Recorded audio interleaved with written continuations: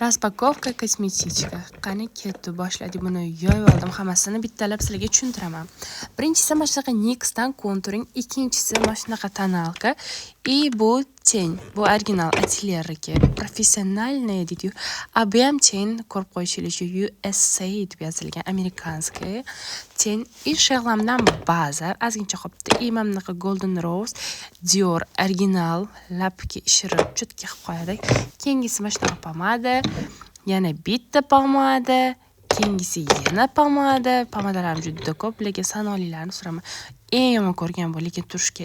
Bu onamiz zamonlaridan qolib ketgan pomada, Golden Rose ga. Yana pomadalar.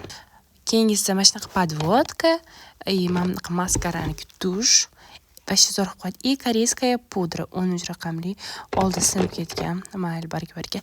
Eng yaxshi ko'rganim mana shunaqa contouring. Ko'rib qo'yishingiz uchun Parij, Fransiya deb yozilgan. Eng yaxshi ko'raman. Mana bu 5 yildan beri mana shu kosmetikam deyotadi. Yana bitta pomadam chiqib qoldi. Keyingisi shunaqa Mistais 780, lekin hech qaysi qalamimni surmayman.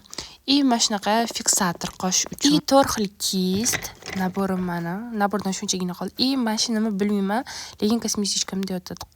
Zatar, sponge, mana qancha. Общий nechpul bo'ldi, kommentariyaga yozib ketinglar.